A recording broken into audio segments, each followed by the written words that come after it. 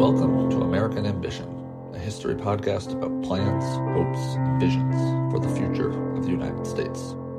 This is episode 7, Secession and War, the seventh and final episode in a series tracking the 19th century political crisis that led to the American Civil War in 1861. Today, we'll be discussing the presidential election of 1860, the subsequent secession movement, and the outbreak of civil war in Charleston, South Carolina.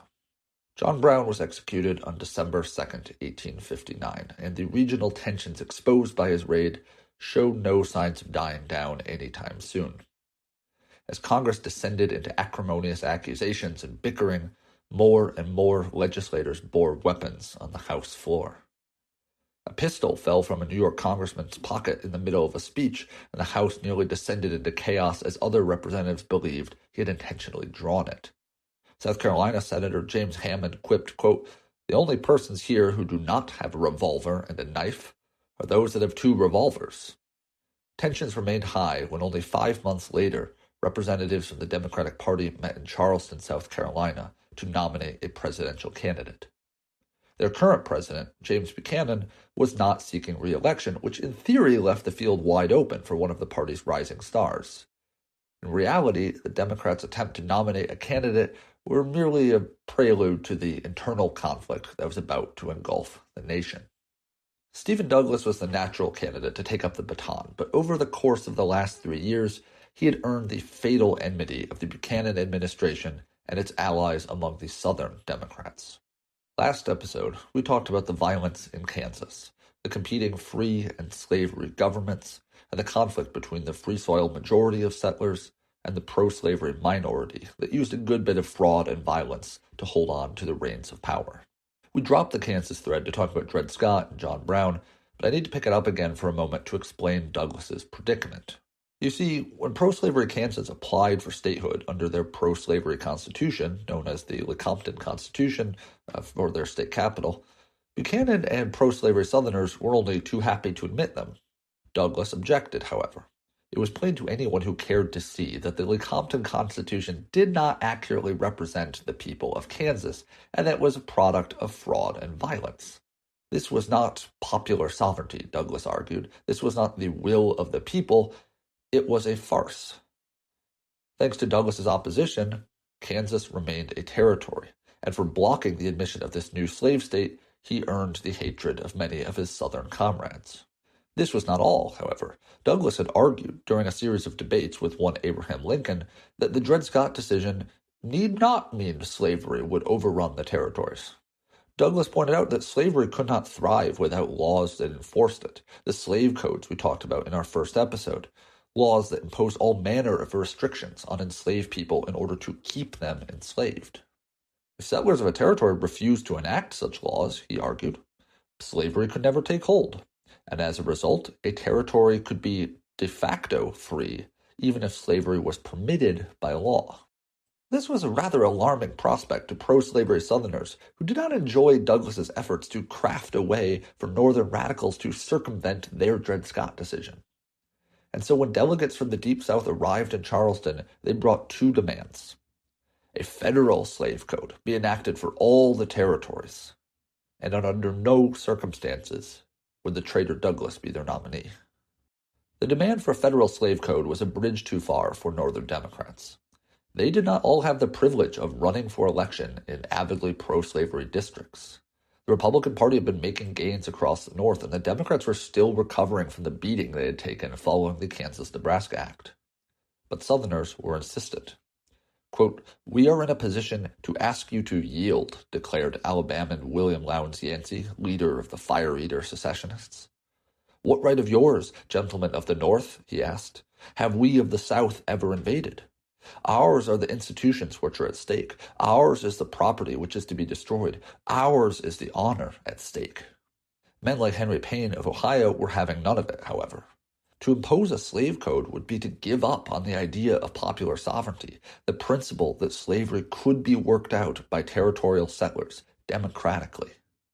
Payne declared, quote, "We cannot recede from popular sovereignty without personal dishonor.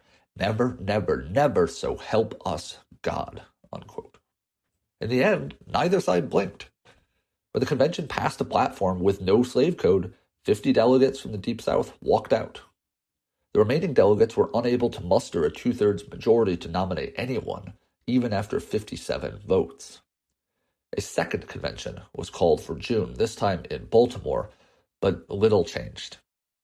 Some of the Northerners were now more ready to compromise, but for the fire-eater Southerners, it was now all or nothing. This time, nearly a third of the convention walked out, including nearly every Southern delegate. They nominated their own candidate, current Vice President John Breckinridge, who endorsed the federal slave code. The remaining Northern Democrats nominated Douglas and damned the Southerners for splitting their party and virtually guaranteeing the Republicans the presidency. Although this split among the Democrats was certainly good news for the Republicans, they were not treating the election as a foregone conclusion. While they had carried 11 states in 1856, they needed to build on that achievement if they wanted any chance at winning. That would mean capturing Pennsylvania and its 27 electoral votes, as well as one of the more conservative Midwestern states, like Illinois or Indiana. They also hoped to poach votes from the now-defunct Know Nothing Party, who, despite winning only one state, had taken home over 20% of the vote in 1856. The Republicans had options for their presidential candidate, but choosing one who would be acceptable to the mainstream party without antagonizing some crucial faction would prove a challenge. New York's William Seward was one of the leading spokesmen of the party, but many thought him too radical, and his vehement opposition to nativism, like the Know-Nothings, would make winning over former members of that party quite difficult. Salmon Chase of Ohio enjoyed a similar high stature among the party, but he too was considered too much of a firebrand, and what's more, he didn't even command the united loyalty of the Ohio Republicans. Simon Cameron was a popular figure from the crucial state of Pennsylvania, but he had a reputation for being a bribe-taking flip-flopper who would affiliate himself with 3 different political parties over the last decade. Edward Bates enjoyed powerful political allies in Missouri, but he had been at different times both a slave owner and a know-nothing, which made him persona non grata among the Republicans' anti-slavery base, as well as the German Protestants whose votes they hoped to win. It was in part because all of these candidates had potential fatal flaws that the relative unknown Abe Lincoln managed to secure the nomination. He was a Midwesterner. Specifically, he hailed from Illinois, one of those crucial states the Republicans' hopes hinged on. He was a former anti-slavery Whig in a party that was mostly former anti-slavery Whigs, and while he had spoken out against nativism, which would please the Germans, he had not done so loudly or often enough to scare off the former Know-Nothings. Most understood Lincoln to be well within the moderate mainstream of the party, willing to do all that could be done constitutionally to oppose slavery, but no more. Crucially, the Republicans held their convention in Lincoln's home turf in Chicago, where Lincoln supporters bearing forged tickets packed the galleries and cheered every mention of their champion's name. Over the course of 3 ballots, Lincoln steadily gained on Seward before finally overtaking him and securing the nomination. Lincoln and Douglas, who had only 18 months ago squared off in a famous senatorial campaign I couldn't fit into episode 6, now faced each other on a far bigger stage. Not every former Whig had become a Republican, however. Especially in the border states like Kentucky, the anti-slavery Republicans were viewed with as much trepidation as the secessionist Democrats. This led to one of the shortest-lived political parties in American history. What became known as the Constitutional Union Party was recognized then as now as a party of conservative old men who sought to face the conflicts tearing the country apart by ignoring them. If Breckinridge represented a slave code for the territories, Douglas stood for popular sovereignty, and Lincoln was an avowed slavery non-extensionist, what then was the Constitutional Union's position on the future of slavery, you might wonder? Well, it's quite obvious, really. They supported the Constitution and the Union. Their brief statement of principles, including the declaration that they, quote, recognize no political principle other than the Constitution, the Union, and the enforcement of the laws. Which, okay, but all we've been arguing about for the last 15 years is what's constitutional, the future of the Union, and how to enforce the laws. In a show of regional unity, the Constitutional Unionists nominated John Bell of Tennessee and Edward Everett of Massachusetts.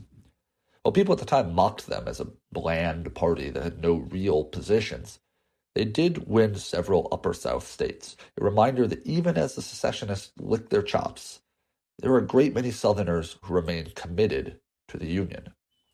What followed was an unusual election in that it was kind of two elections. In the South, Bell's supporters faced off against Breckinridge Democrats. While Bell's people argued that the Constitutional Union Party was the only hope to avert catastrophe, Breckinridge's supporters acted as if the election was already lost, demonizing Republicans and declaring that their eventual victory would prove that the slaveholding states were not safe in the Union. In the North, Douglas Democrats condemned extremists on all sides, saying that they were the only national party, that only Douglas could reunite the country. They denounced the Republicans as fanatics who sought racial equality. In the words of the New York Herald, Lincoln's election would cause hundreds of thousands of fugitive slaves to, quote, flee to their friends, the Republicans, to the North, and be placed side by side with them in competition with white men. The Republicans, meanwhile, stressed Lincoln's youth and poverty and celebrated him as a living example of the American dream. Nicknamed the Rail Splitter in reference to the frontier activity of splitting wood into rails to make fences, Republicans cast Lincoln as a man of the people, familiar with the hard labor it took to build a life on the frontier Midwest. Republicans also reminded voters of the aggressive slave power, the common enemy that united their coalition. Young men donned martial uniforms and marched in torchlight parades as the Wide Awake clubs, signaling that they were awake and aware of the evil designs of the slave power. Election day came on November 6th, and by midnight the result was clear. Although Lincoln had not won a majority of the popular vote, indeed he wasn't even particularly close, he and the Republicans had swept the North and won 60% or more in almost every county of the upper northern states. The Electoral College vote was never in question. With 180 votes, Lincoln blew past the necessary 152. The electoral math made 1860 one of the most unusual presidential elections ever. Despite gaining the second most votes overall, Stephen Douglas won a majority nowhere. He only gained a plurality in Missouri and hence got their votes. Breckinridge dominated the South, but there was a clear division in the Upper South where Bell had broken the Southern sweep. Breckinridge's dominance was worth relatively little, however, because the far more populous North allowed Lincoln to be successful only in those states and still secure the presidency. In fact, Lincoln was not on the ballot in 10 of the 15 slave states. He did gain votes in some slave states, including over 17,000 in Missouri and 24% of the vote in Delaware, but these were not competitive numbers. Interestingly, though, those states, along with Maryland and Kentucky, remained in the Union. Of the states that seceded, Lincoln was only on the ballot in parts of Virginia, and even then, most of his votes came from the western Virginia panhandle between Ohio and Pennsylvania, which actually eventually seceded from Virginia to rejoin the U.S., along with the rest of western Virginia. Lincoln received less than 100 votes from states that seceded, if you don't count West Virginia. As news of Lincoln's election spread, the avowedly secessionist Charleston Mercury declared, quote, "The tea has been thrown overboard. The revolution of 1860 has been initiated." So 1860 was a strange four-way presidential race, resulting in Lincoln being elected by the Electoral College in 1860, despite not receiving a majority of the popular votes or even appearing on the ballot in most of the South. The fact that no one from the Deep South had cast a ballot for Lincoln contributed to feelings that he wasn't a national president, but only the North's choice. The constitutional theory that most secessionist-inclined Southerners were working under was that the Constitution had been established as a sort of league or pact between the states. It had been ratified by special conventions called for that purpose in each state, and so, this theory went, ratification could be rescinded through the same process. As might well be expected, South Carolina, who had been chomping at the bit to cast off the northern yoke for decades now, well, they struck first. Shortly after the election, their legislature authorized a secession convention. On December 20th, 1860, 169 delegates met in Charleston and voted unanimously to secede from the United States, to jubilant applause. South Carolina was unique, however. In no other state did secession proceed over so few objections. various factions of Unionist cooperationists exist who either opposed secession or argued that secession was right and just, but disagreed over how to go about it.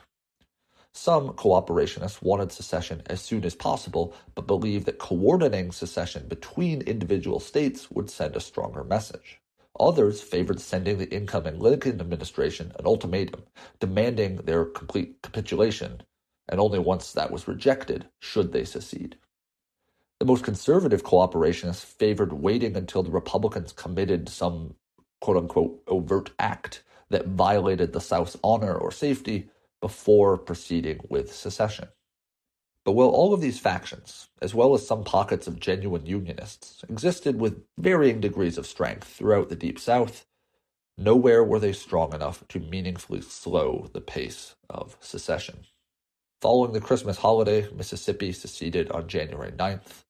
Florida followed the next day, and Alabama the day after that. Before the month was out, Georgia and Louisiana adopted ordinances of secession, as did Texas on February 1st.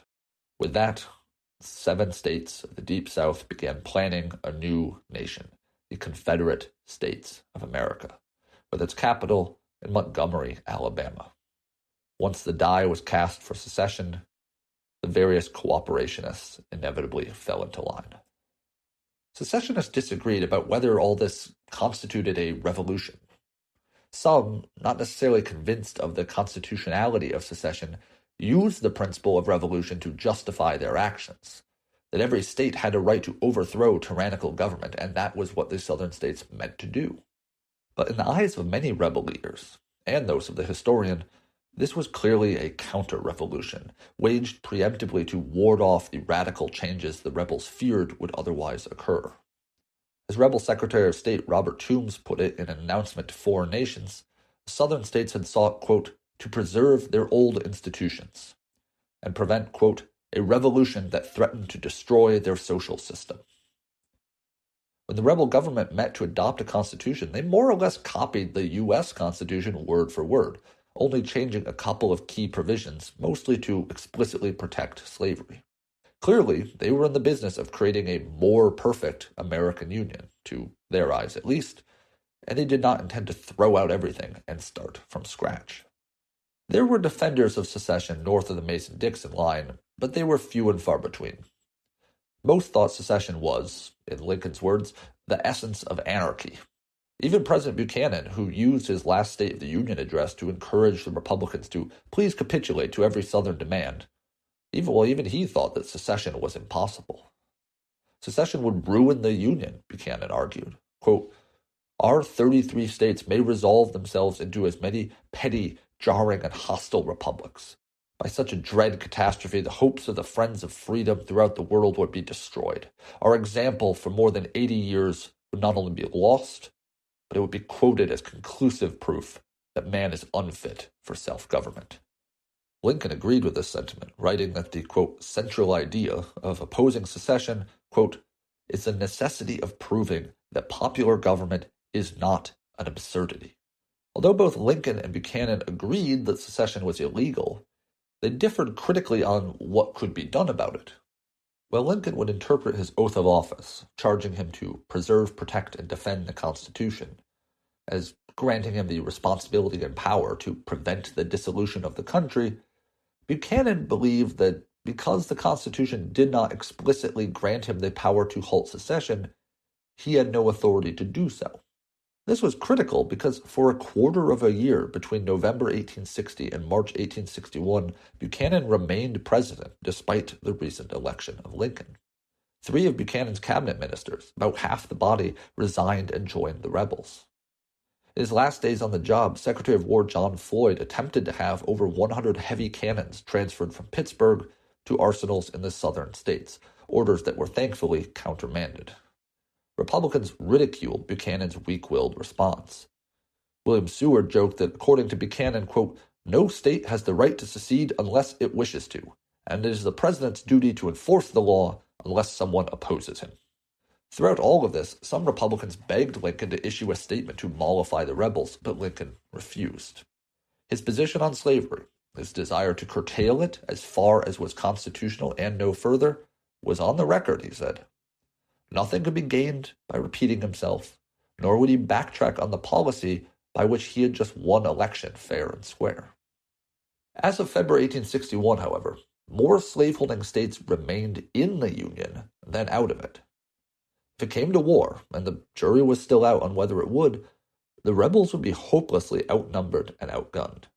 They had known this might be the case, though, and so the individual states had dispatched commissioners, emissaries, what one scholar has called apostles of disunion, and sent them to other slave states to encourage their secession conventions to take the plunge and break with the Union.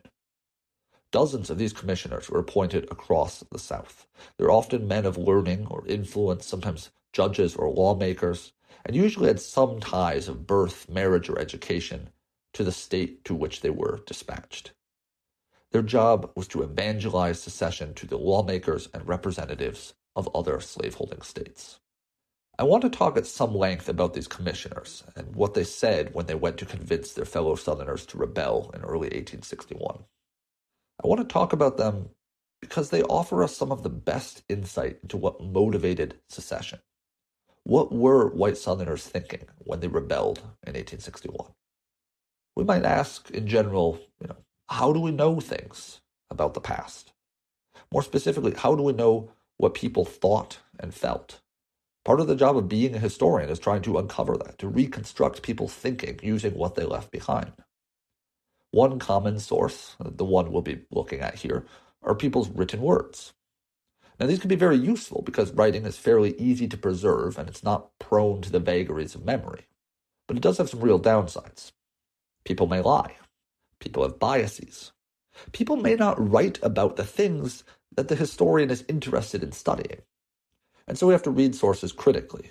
We have to consider what we know about the circumstances of their origin, decide how to weigh them, decide how much of what they have to tell us may actually be true. In many ways, these speeches from these secession commissioners are ideal sources. They were produced in the midst of the secession winter. When evaluating a source, generally speaking, the closer the source is to the incident in question, the better. Knowledge of the past can bias how we remember what we did, what we said, and why we did or said it, and so contemporary sources are very useful. These speeches also speak directly to the question at hand.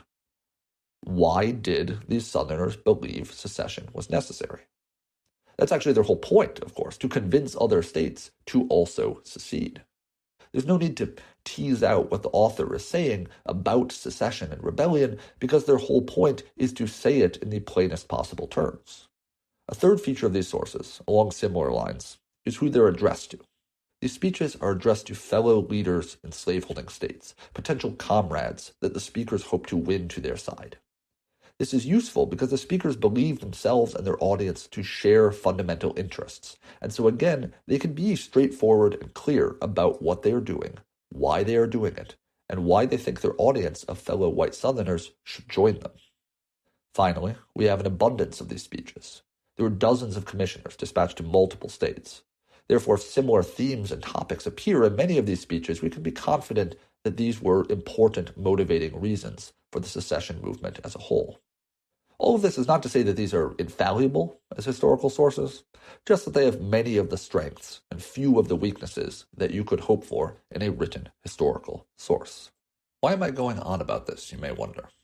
Well, because the issue of why the Southern states seceded is still an issue that provokes debate. Some will still argue that slavery had little or even nothing to do with Southern states' decision to secede. And I want to make clear to you why I consider these speeches to be just about the best evidence we have that slavery and race were absolutely central to the secession movement. These commissioners were clear that the election of Lincoln, an anti-slavery Republican, was the catalyst of the secession movement.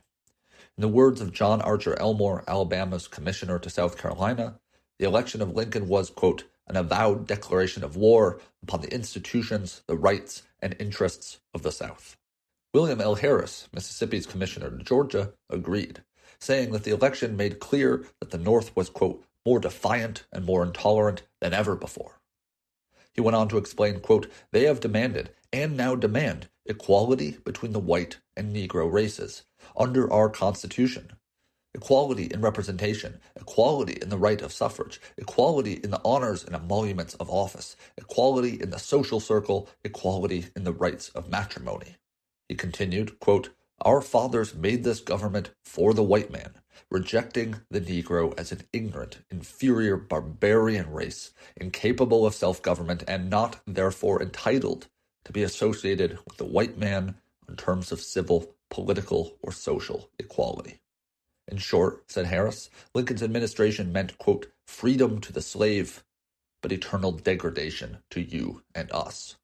For anyone still unconvinced that secession was about preserving slavery and protecting white supremacy, other commissioners were happy to clarify. Alexander Hamilton Handy, Mississippi's commissioner to Alabama, warned that, quote, "the moment that slavery is pronounced a moral evil, a sin by the general government, that moment the safety of the rights of the southern states will be entirely gone."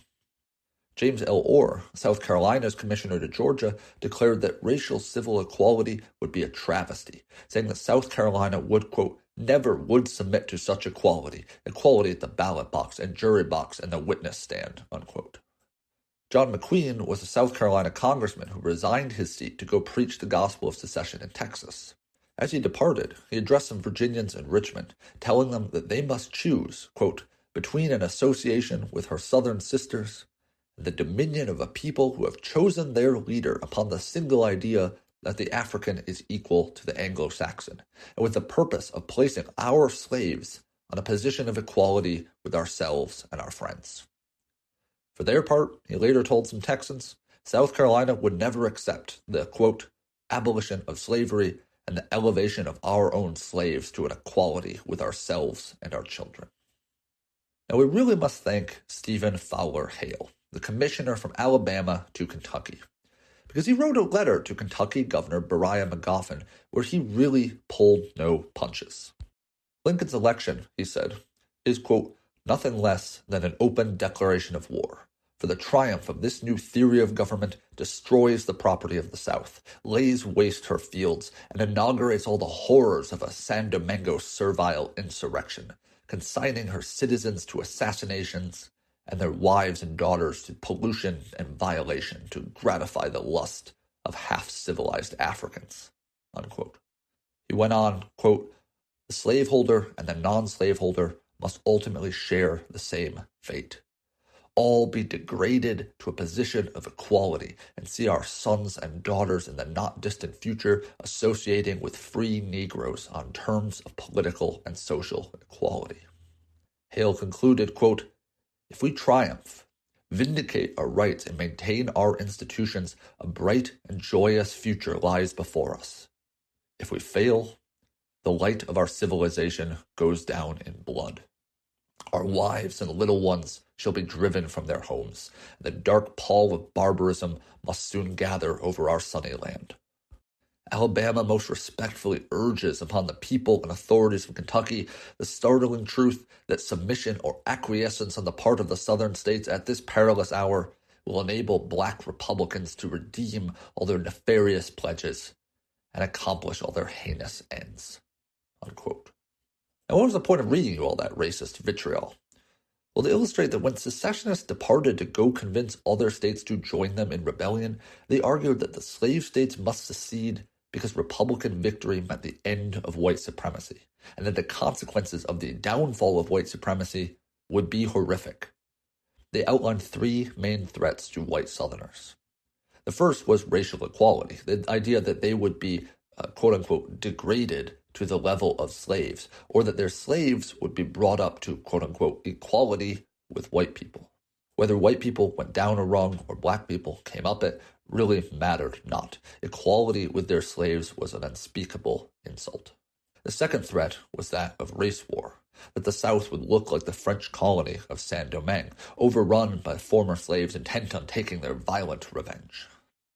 The third, and perhaps most dire, was racial intermarriage, the idea that social equality with black Americans would lead to what they called racial amalgamation, the quote-unquote pollution of their daughters and the end of the white race.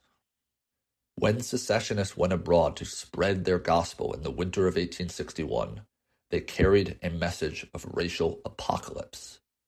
The slave states must leave now, they warned, or lose their white supremacist society, and along with it everything they held dear.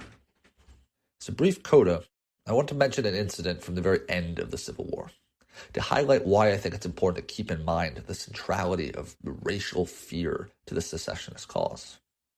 President Lincoln did not support racial equality as a matter of public policy in 1861. He was a moderate Republican and continued to view black people as a sort of problem that needed to be solved, along with the problem of slavery. But one of Lincoln's great talents was his readiness to change his own mind. And over the course of 4 years, he had ample opportunity to do so. In an impromptu speech on April 11, 1865, Lincoln declared that he thought voting rights should be conferred on some black Americans, those who were, quote, very intelligent and who serve our cause as soldiers. It was the first time any American president had ever endorsed black suffrage. In the audience that gathered for Lincoln's speech that day was a rebel sympathizer and well-known actor named John Wilkes Booth. Upon hearing Lincoln's endorsement of limited black equality, he muttered to himself, quote, "That means N-word citizenship. That is the last speech he will ever make." He encouraged a friend to shoot Lincoln then and there, and when his friend demurred, Booth declared, quote, "By God, I'll put him through." And 3 days later, Booth fatally shot Lincoln at Ford's Theater. Brief summation. While Confederate apologists would later claim that the decision for secession had little to do with race or slavery, the words of secessionists during secession make it quite clear that these concerns were central to their rebellion. As the rebels cobbled together a government and Buchanan resolutely declared that he could do nothing, some lawmakers tried to unsuccessfully avert a crisis. Each House of Congress set up a special committee to create a compromise that might allow cooler heads to prevail.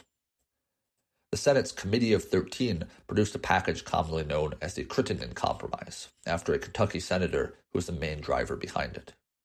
It consisted of a series of constitutional amendments that reinstated the Missouri Compromise line, but protected slavery forever where it existed, restricted Congress's ability to ban slavery on federal property, restricted Congress from interfering in the slave trade, and offered financial compensation to enslavers whose slaves escaped north. The advice of Lincoln, this compromise was opposed by the Republicans on the committee. As a result, several committee members in the Deep South, such as Jefferson Davis and Robert Toombs, also opposed it, arguing that no compromise was viable unless the Republicans were on board. Crittenden took this proposal to the whole Senate anyways, where it was defeated by 2 votes in mid-January. The House of Representatives, the Committee of 33, offered some olive branches of their own. They passed a resolution encouraging both obedience to the Fugitive Slave Act and the repeal of personal liberty laws that contradicted it. They also passed, along with the Senate, a constitutional amendment protecting slavery in the states from any future federal interference. This 13th Amendment went to the states, but by the time any state took it up, war was on, and no one was interested in compromise anymore. Nearly 5 years later, the U.S. did adopt a 13th constitutional amendment, but as I'm sure you know, that one abolished, rather than permanently enshrined, slavery. William Seward, who had been offered the job of Secretary of State in the new administration, was trying to play mediator. He encouraged Republican participation in another peace conference called by the Virginia legislature for February 4th in Washington, the same day the rebels met in Montgomery to establish their government. The conference was dead on arrival, however. The seceded states, as well as Arkansas, refused to send a delegate. The Republican bastions of Wisconsin, Michigan, and Minnesota also refused to send delegates out of distrust. After weeks of acrimonious debate, the conference produced a version of the Crittenden Compromise slightly more favorable to the North, but the proposal went down in quick defeat in Congress. Meanwhile, in early February, rebels in Montgomery took less than a week to create a new government, which would have been an astounding feat if they were working from scratch, but as I mentioned before, they were not. Seeing themselves as the true keepers of the American flame of liberty, saving it from corruption by Republican demagogues, they copied the U.S. Constitution almost word for word, only making edits to limit the federal government's ability to embark on infrastructure projects, and of course, to explicitly protect enslaved property. Although formal elections would come later, they also selected provisional leaders. For president, they chose Jefferson Davis, a wealthy Mississippi enslaver, senator, and former Secretary of War. A graduate of West Point, Davis was not a member of the secessionist vanguard, but he was a well-known and respected states' rights Democrat, who, it was expected, could lead the nation in time of war if things came to that. Alexander Stephens, a diminutive Whig from Georgia, would be the vice president. He had been a cautious secessionist and a cooperationist, but now that Georgia was out, he was all in. The inauguration of the new Confederate government was met with accolades, applause, and celebration. All imagined a new and hopeful future. Now, not every enslaver was a rabid secessionist, and in fact there were slaveholders, former slaveholders, and other white Americans from southern states still in the ranks of the Union. Despite what was now decades of regional bickering, animosity, and violence, there were many Americans who felt only conflicted, pulled both north and south. One such was Robert Anderson of Kentucky. But more importantly, he was a major in the U.S. Army and the commander of a 60-man garrison in Charleston, South Carolina. Anderson was a former slaveholder and felt sympathy for the South, but unlike dozens of other U.S. Army officers, he would not turn traitor. He would have the opportunity to prove his worth shortly because the South Carolinians were chomping at the bit for a fight. The presence of what they now construed as a foreign army on their soil was outrageous. They sent delegates to Washington to negotiate with Buchanan to secure the removal of Anderson and his men from their state. Late in the night of December 26, 1860, Anderson made his move. Fearing attack in the vulnerable Fort Moultrie, where his garrison was housed, he moved them under cover of darkness to Fort Sumter, a much more substantial fortification in the middle of Charleston Harbor. The South Carolinians threw a fit and almost succeeded in convincing Buchanan to order Anderson back to Moultrie. But fellow Northern Democrats warned Buchanan that Anderson was now a hero to Union-loving Americans. His guile and defiance in the face of the rebels inspired them. Buchanan could not countermand Anderson's move without destroying his party's credibility. Prominent New York Democrat Samuel Barlow warned a former Southern compatriot that, quote, Anderson's course is universally approved. If he is recalled or Sumter surrendered, Northern sentiment will be unanimous in favor of hanging Buchanan. I am not joking. Never have I known the entire people more unanimous on any question. As Barlow observed, while secession had drawn cheers and acclaim in the South, it had also stiffened the defiant spirit of the Northern public. Buchanan instead ordered that reinforcements, 200 additional troops as well as much-needed supplies, be sent to Anderson.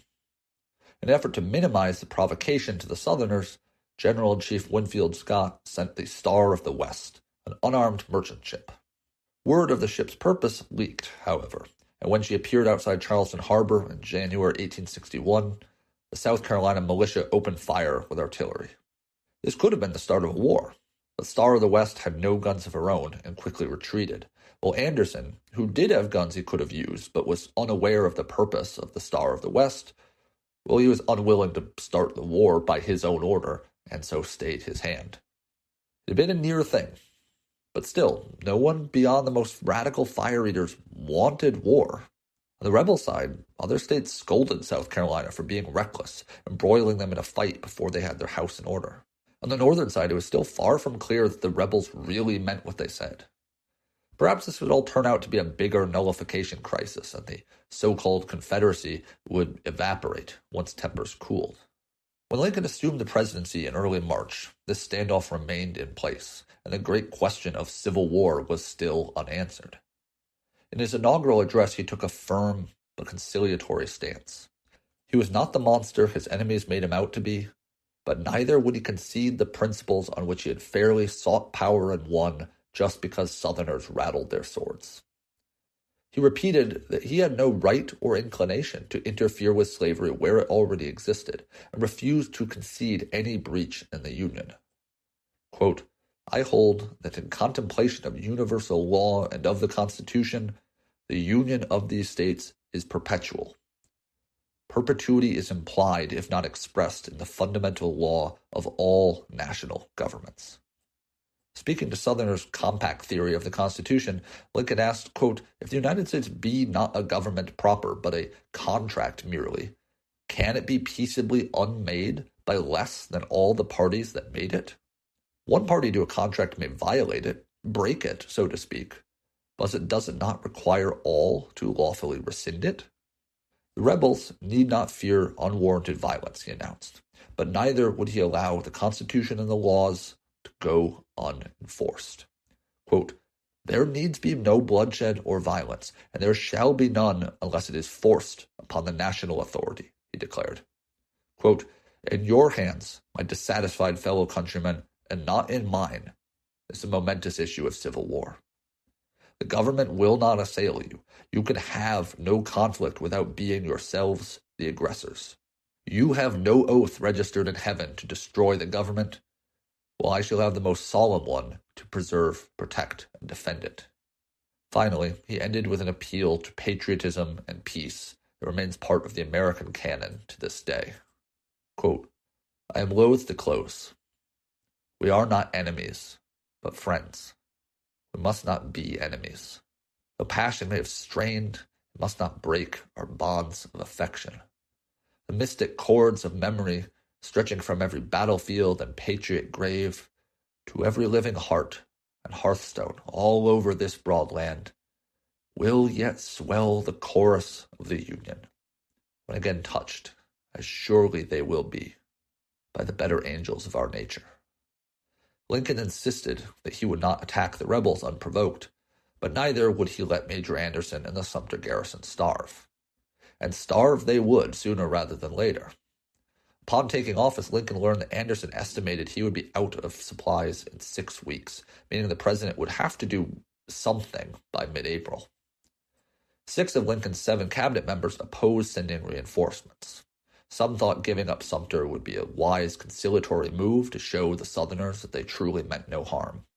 Others thought that Sumter could not be supplied without risking war, and it was therefore more dangerous than it was useful. But Lincoln's Postmaster General, Montgomery Blair, who years earlier had represented Dred Scott, well, he believed that to give up Sumter was to give up the Union. Lincoln was inclined to agree. Lincoln was heartened by the support of common citizens as well. As Barlow had noted, Northerners of all stripes supported what another Democrat called the, quote, "gallant band who were defending their country's honor and their flag in the midst of a hostile and traitorous foe." Blair introduced Lincoln to a Navy lieutenant who happened to be Blair's brother-in-law, who believed that Sumter could be resupplied. While Lincoln believed this lieutenant had the right idea, he also made an important change to his plans. The lieutenant suggested that tugboats carry supplies under cover of darkness, with warships nearby to suppress any rebel artillery. This might have worked well as a military matter, but the matter of Sumter was also a political crisis. No guns, Lincoln declared, and no soldiers. The boat that went to Sumter would bring food only for starving men. Lincoln would inform the governor of South Carolina beforehand of the plan and what the boat would be carrying. If they fired on the boat, then the rebels would be the ones responsible for breaking the peace. And if they did not, then Anderson could continue to occupy Sumter and bolster Northern morale. Lincoln decided on this course of action on April 4th. On April 6th, he informed Governor Wilkinson Pickens of South Carolina that he would be reinforcing the Fort Sumter garrison with provisions, but no arms or soldiers, unless the Carolinians resisted. On April 9th, Jefferson Davis's cabinet met in Montgomery to determine their response to the crisis, and they endorsed Davis's decision to preempt Lincoln's gambit. The orders went out to the rebel General Pierre Gustave Toutant Beauregard in Charleston. Destroy the fort before help could arrive. Beauregard duly called on Anderson to surrender, and after receiving a formal rejection, rebel batteries began bombarding the fort at 4:30 a.m., April 12th, 1861. Anderson's small, exhausted garrison could do little in response.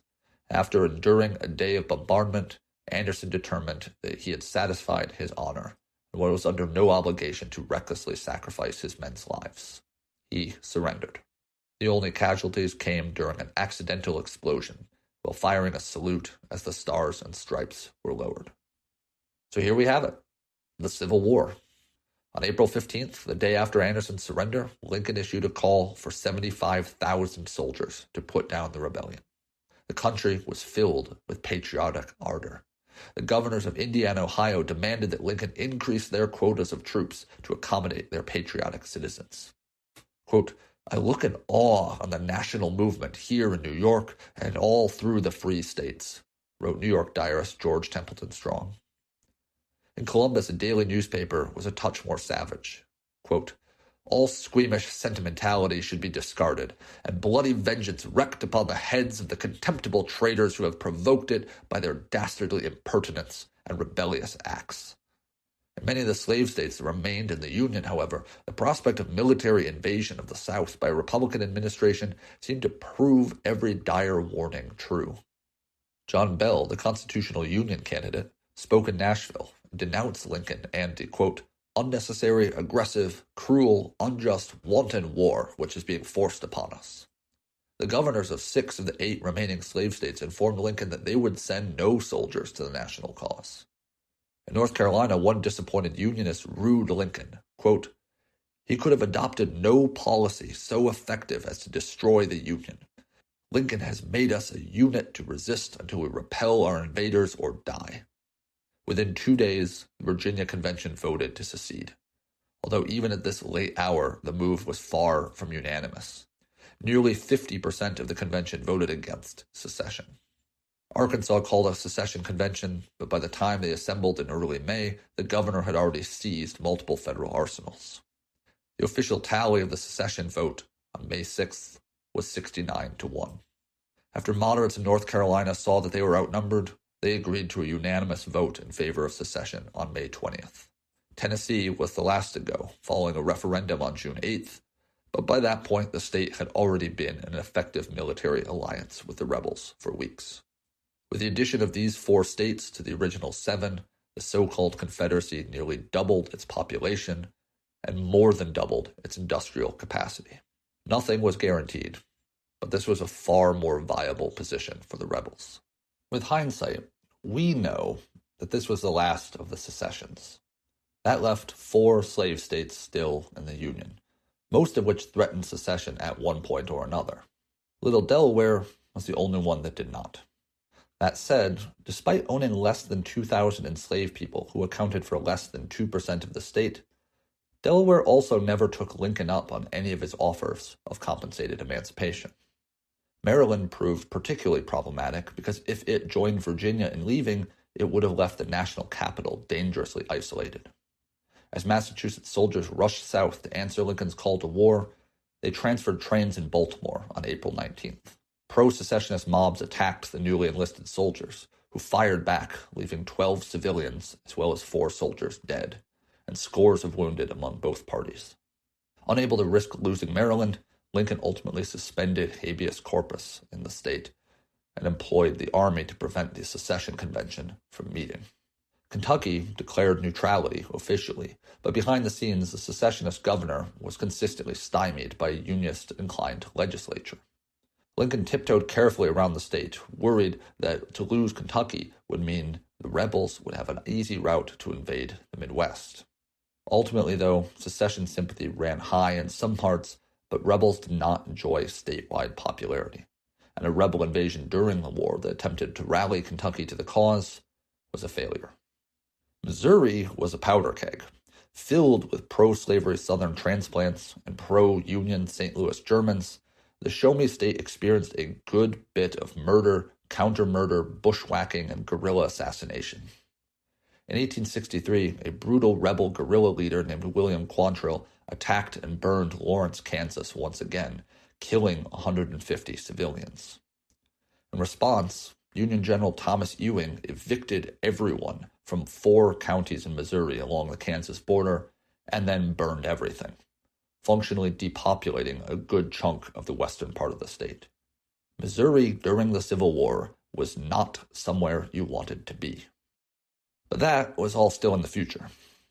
On May 8th, the rebel government decided to move their capital to Richmond, where they would occupy one of the South's largest cities and enjoy the privilege of ruling from the oldest state. Sure, Richmond was only about 100 miles from Washington, but nobody expected the war to last long enough that this would matter. Armies assembled in both Richmond and Washington, and the public both north and south cried out for a battle, for the one quick fight that they were sure would send their cowardly enemies running. By late June, Lincoln was feeling this pressure. And he was also keenly aware that many of his soldiers, because no one had expected the war would last long, had only enlisted for about 3 months and could go home in mid-July. He encouraged General Irvin McDowell to attack the rebels. McDowell claimed his troops were too inexperienced, too green in the parlance of the times. Lincoln famously responded, quote, "You are green, it is true, but they are green also. You are all green alike." At Lincoln's urging, McDowell led his forces south, where they clashed with a rebel army near a creek called Bull Run in northern Virginia. The Union forces lost that first battle, but to everyone's surprise, it did not decide the war. Little did they know, the 5,000 dead, wounded, and missing from that battle would be a tiny fraction of the cost of the Civil War. American Ambition is written and performed by me, Stefan Lund, and edited and produced by Luke Vancleave. Our theme music is also by Luke. Thank you for listening to our first series, and thanks for Luke for doing all the editing and writing our music and pushing us to do this show in the first place. I also want to express my thanks for my grandfather, Bob Steller, who supported my fascination with this time period throughout his life.